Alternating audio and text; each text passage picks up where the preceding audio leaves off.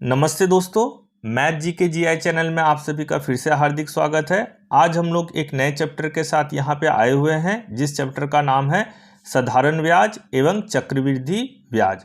तो आज हम लोग का डे 1 है और आप लोग यहाँ पे जितने भी सवाल को देखिएगा वो 2010 से लेते हुए 2021 तक एसएससी, आरआरबी, आईबीपीएस और पीएससी एग्जाम में पूछे गए सारे सवाल है। तो चलिए अब देख लेते हैं पहला प्रश्न क्या है। प्रश्न 1 में बोल के रखा है, दो भिन्न बैंकों से 500 रुपए के 2 वर्ष में प्राप्त होने वाले साधारण ब्याज का अंतर 2 रुपये 50 पैसा है। उनकी ब्याज की वार्षिक दरों का अंतर कितना है ये निकालना है। तो देखिए, दो अलग बैंक था, ये एक बैंक है मान लीजिए और ये एक मेरा बैंक है। तो इस बैंक में भी 500 रुपये है, इस बैंक में भी 500 रुपये। ये भी 2 साल के लिए रख रहे हैं, ये भी 2 साल के लिए रख रहे हैं और इसका रेट ऑफ इंटरेस्ट हम लोग मान लिए R1 और इसका रेट ऑफ इंटरेस्ट मान लिए R2। लेकिन अब बोल रहा है उन दोनों के रुपए में जो हमको ब्याज मिला, मतलब एसआई जो मिला साधारण ब्याज, और इसका जो एसआई मतलब साधारण ब्याज मिला, अब दोनों में जो अंतर है वो है 2 रुपये 50 पैसा का अंतर। तो इसका मतलब इसमें 2 रुपये 50 पैसा इससे ज़्यादा मिल रहा है। तो क्या निकालना है? तो बोल रहा है उनकी ब्याज की वार्षिक दरों का अंतर कितना है। मतलब पहले बैंक का ब्याज दर और दूसरे बैंक का भी जो ब्याज दर है, उन दोनों का जो अंतर है वो हमको निकालने के लिए कहा गया है। तो चलिए, हम लोग तो जानते हैं एसआई का जो फॉर्मूला होता है वो क्या होता है। साधारण ब्याज निकालने का फॉर्मूला वो होता है P into T into R बटे 100। तो ये इससे हम लोग निकलता है साधारण ब्याज, ठीक है। तो P का मतलब प्रिंसिपल होता है या मूलधन, T का मतलब कितने समय के लिए हुआ टाइम, और R का मतलब रेट मतलब दर क्या है वो हम लोग यहाँ पे R डिनोट करते हैं बटे 100। तो परसेंटेज के लिए नीचे 100 आ गया। तो चलिए, अब हम लोग पहले में तो मान के रखे हैं रेट R1 है और दूसरे में R2 है, और एक चीज़ मानना पड़ेगा, हम लोग R1 को बड़ा मान लेंगे R2 से। तो चलिए, तो हमारा साधारण ब्याज पहले से कितने मिलेगा, तो साधारण ब्याज मिलेगा इस 500 रुपये का, मतलब प्रिंसिपल 500 रुपये, टाइम कितने साल के लिए, 2 साल के लिए, रेट तो हम लोग R1 मान के चले हैं बटा 100। घटा देंगे क्योंकि दोनों के अंतर से 2.5 रुपया ज़्यादा मिल रहा है, तो R1 मेरा चूंकि बड़ा है तो ज़्यादा पैसा मिलेगा। तो फिर उसी 500 रुपये का 2 साल के लिए अब रेट ऑफ इंटरेस्ट दूसरे का R2 हम लोग पकड़े रखे हैं बटे 100 बराबर कितने का अंतर है, 2 रुपये 50 पैसे का। तो चलिए अब इसका कैलकुलेशन कर लेते हैं। तो देखिए, इन दोनों में से मेरा कॉमन आ रहा है 500 इंटू 2 बटा 100। ये कॉमन अगर ले लेंगे तो इसमें क्या बचेगा, R1 minus R2 is equal to 2.50, मतलब 2 रुपया 50 पैसा। अब देखिए ये कट रहा है, 2 जीरो कट गया, तो 5 दूनी 10, R1 माइनस R2 बराबर 2 रुपये 50 पैसा। तो फिर R1 माइनस R2 बराबर 2 रुपये 50 पैसा बटा नीचे क्या है 10।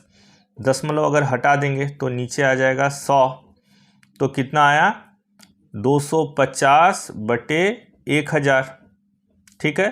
तो अगर 1 2 3 तो दशमलव यहाँ पे आ जाएगा, मतलब 0.25। तो 0.25 ये रेट हम लोग का था, तो ये क्या हो जाएगा, प्रतिशत। तो पहले बैंक का जो रेट है और दूसरे बैंक का जो रेट का जो अंतर है वो है 0.25%। तो यही हमको पूछ कर रखा था, जो दरों में अंतर कितने का है। तो ये ऑप्शन बी में दे के रखा है 0.25%, और ये आंसर होगा। अब हम लोग प्रश्न 2 को देख लेते हैं। देखिए, बोल रहा है साधारण ब्याज की किस दर से कोई धनराशि 3 वर्ष में 850 तथा 4 वर्ष में 925 रुपये होती है, वो धनराशि क्या है। तो देखिए, दे रहा है साधारण ब्याज से, ठीक है। अब वो दर हमको निकालना है, किस दर से कोई संपत्ति 3 साल में 850 हो जाता है और 4 साल में बोल रहा है 925 हो जाता है। तो वो धनराशि क्या है, दर नहीं निकालना है हमको, धनराशि निकालना है। तो धनराशि मतलब कितने पैसे को रखा गया था।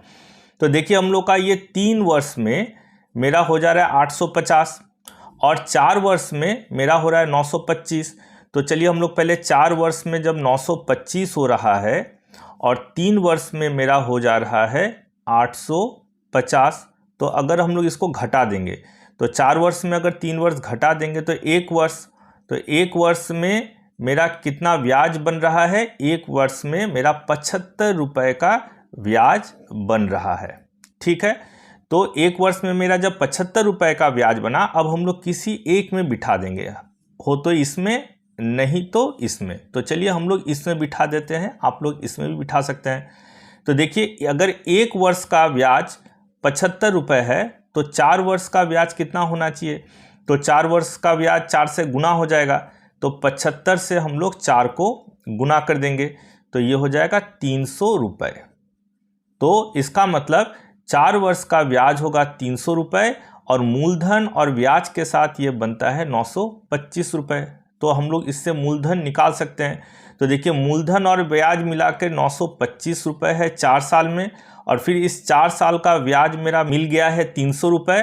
तो 300 रुपये अगर इससे घटा देंगे तो मेरा मूलधन निकल आएगा।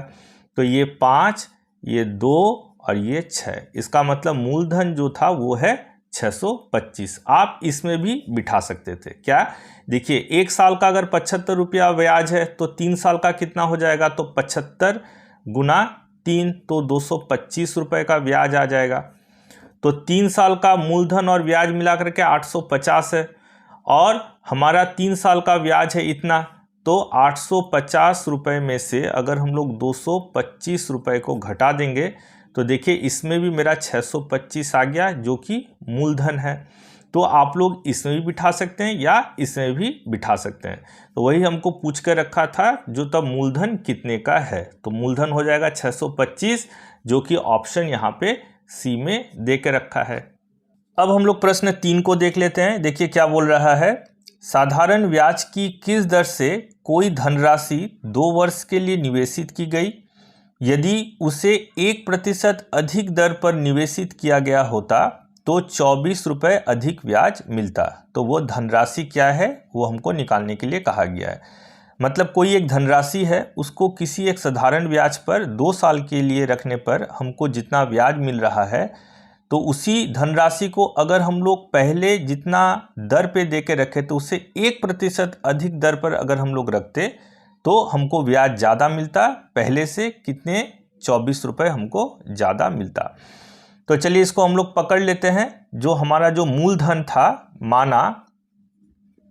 माना मूलधन ये हम लोग मान लिए P रुपये है, ठीक है।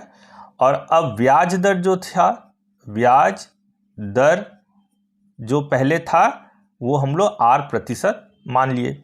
तो सिंपल इंटरेस्ट या साधारण ब्याज हम लोग क्या कैसे निकालते हैं, P into T into R/100। तो प्रिंसिपल मेरा P ही है, T कितने साल के लिए है, 2 साल के लिए, तो 2 गुना रेट तो हम लोग R मान लिए बटे 100। तो पहले से अगर हम लोग रखते तो सिंपल इंटरेस्ट या साधारण ब्याज मेरा इतना होता। अब हम लोग इसको करेंगे पुनः, क्यों, क्योंकि अब रेट ऑफ इंटरेस्ट मेरा 1% ज़्यादा है। तो मूलधन तो वही होगा, मूलधन तो वही पैसा होगा मतलब P। अब नया ब्याज दर कितना हो जाएगा, ब्याज दर तो पहले तो था R, तो R+1 हो जाएगा। तो अब मेरा SI, नया SI क्या बनेगा या साधारण ब्याज मेरा क्या बनेगा, P into T into R/100। अब मान बिठा देते हैं, P का मतलब P ही है, टाइम मतलब 2 कर देंगे, लेकिन R जो है वो आ गया R+1, तो ये आ गया R+1/100। तो दूसरे से हमारा साधारण ब्याज आ रहा है इतना। अब ऑब्वियसली इससे हमको ज़्यादा आ रहा है, इससे कम, तो इससे कितना ज़्यादा आ रहा है, 24 रुपये ज़्यादा आ रहा है। तो चलिए अब इसको बिठा देते हैं।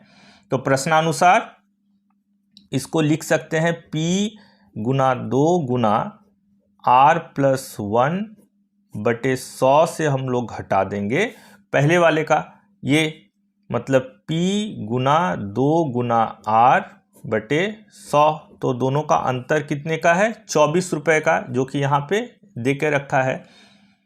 तो चलिए यहाँ पे लिख दिए 24। अब इसका कैलकुलेशन कर लेते हैं। लॉस ऑफ आ रहा है 100 गया तो आ रहा है, अब गुना कर देते हैं। देखिए P इंटू 2 और R, तो डायरेक्ट हो जाएगा 2PR प्लस 2P, ठीक है।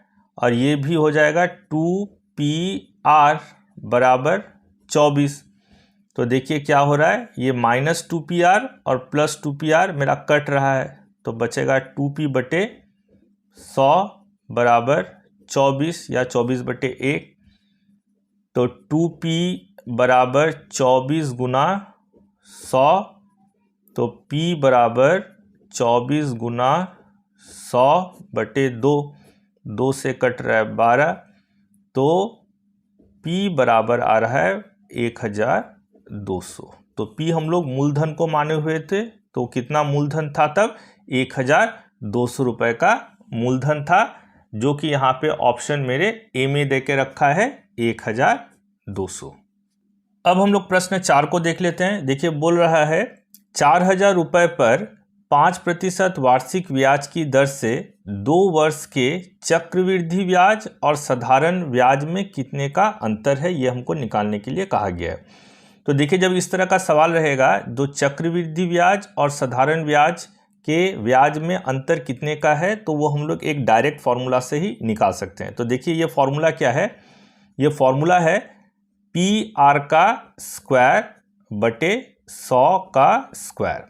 तो देखिए क्या है, P मतलब हो गया प्रिंसिपल, मतलब मूलधन, तो मूलधन तो यहाँ पे 4000 रुपया दे के ही रखा है, तो हम लोग लिख देंगे 4000 गुना R मतलब रेट कितने का है, R का स्क्वायर, रेट दे के रखा है 5, तो 5 का यहाँ पे स्क्वायर हो जाएगा, बटे 100 का स्क्वायर, मतलब 100 को हम लोग 2 बार लिख सकते हैं, तो 100 गुना 100, ठीक है। तो ये फॉर्मूला हम लोग कब अप्लाई कर सकते हैं, जब रहेगा चक्रवृद्धि ब्याज और साधारण ब्याज के अंतर कितने हैं वो हमको निकालना पड़ेगा प्रतिशत, और जब मूलधन 1 दे के रखा है। तो चलिए इससे हम लोग डायरेक्ट ही निकाल लेंगे। तो 4000 गुना 5 का स्क्वायर मतलब हो गया 25 बटे ये हो गया 100 गुना 100, तो 2 0 2 0 कट गया, 1 0 भी कट गया, 5 से 50 25, 5 दूनी 10 और 2 से फिर 2 दूनी 4, तो हो गया 2 गुना 5 बराबर हो गया 10। तो यही हमको पूछ के रखा था, दोनों में अंतर कितने का होगा, तो ये होगा 10, जो कि ऑप्शन मेरे ए में दे के रखा है। अब हम लोग प्रश्न 5 को देख लेते हैं, लेकिन उससे पहले मैं आप लोग से एक रिक्वेस्ट करता हूं, अभी भी अगर आप लोगों ने इस चैनल को सब्सक्राइब नहीं किया है तो प्लीज़ इस चैनल को सब्सक्राइब कर लीजिएगा। मैं आशा करता हूं इस चैनल के माध्यम से आप लोगों को अपनी एग्ज़ाम की तैयारी करने में बहुत हद तक सुविधा होगी। तो चलिए अब देख लेते हैं प्रश्न 5 में क्या है। कोई धनराशि 12% वार्षिक ब्याज के दर से कितने वर्ष में दोगुनी हो जाएगी। तो कोई एक धनराशि है, बोल रहा है 12% ब्याज की दर से कितने साल में दोगुना हो जाएगा। तो चलिए हम लोग मान लेते हैं जो वो धनराशि या मूलधन जो है P है। तो देखिए कितने वर्षों में वो तो हमको पता नहीं है, वो बोल रहा है 2 गुनी हो जाएगी। 2 गुनी मतलब 2 गुना P बराबर 2P के ये बराबर हो जाएगी। तो मूलधन था मेरा P, तो अब हो गया 2P। तो ब्याज कितने का मिल रहा है, ब्याज मिलेगा 2P से, अगर हम लोग P को घटा देंगे तो P हमको मिल जा रहा है, ये क्या ब्याज निकल गया। अब हम लोग समय निकालने का जो फॉर्मूला है वो T हम लोग समय बोलते हैं, इज इक्वल टू SI मतलब साधारण ब्याज गुना 100 बटे P मतलब प्रिंसिपल या मूलधन गुना R का मतलब रेट या दर क्या है। तो इससे हमारा समय या टाइम मेरा निकल आएगा। तो चलिए SI मतलब ब्याज कितने का है, ब्याज मेरा P निकला है गुना 100 बटे ये तो P ही रहेगा प्रिंसिपल या मूलधन, और रेट कितने का है, तो रेट बोल रहा है यहाँ पे 12% का है, तो हम लोग 12 बिठा देंगे। तो देखिए P और P कट गया, तो अब इसको भी काट लेते हैं। 2 से आ जाएगा 50, ये आ जाएगा 6, ये आ जाएगा 25 और ये आएगा 3। तो क्या आया 25/3 साल। ठीक है, लेकिन हम लोग यहाँ पे देख रहे हैं साल और महीना मेरा दे के रखा है। तो चलिए पहले इसको भाग कर लेते हैं। तो 3 से भाग कर लिए 25 को, तो 3 8 24, 1 आया। तो 8 पूर्णांक 1/3 साल, लेकिन इसको फिर महीने में भी कर लेते हैं। तो ये 8 तो पूरा पूर्णांक है, तो 8 साल तो ठीक है। और 1/3 साल को हम लोग अगर महीने में कन्वर्ट करेंगे तो 12 से हमको गुना करना पड़ेगा। तो ये साल महीना मेरा हो जाएगा। तो 3 चौक 12, तो आया यहाँ पे 8 साल और 4 महीना। तो ये फाइनल आंसर है, जो कि ये मेरे ऑप्शन दे के रखा है 8 साल 4 महीना, ये सी में दे के रखा है। अब हम लोग प्रश्न 6 में आ जाते हैं, जो कि आज का होमवर्क वाला सवाल है। तो चलिए क्या है देख लेते हैं। किसी धनराशि के 4% प्रतिवर्ष की दर से 2 वर्ष के साधारण और चक्रवृद्धि ब्याज में अंतर 1 रुपये का है, तो राशि ज्ञात कीजिए। तो वो राशि क्या है? बहुत इजी है। इस तरह का मैथ हम लोग पीछे भी किए हैं।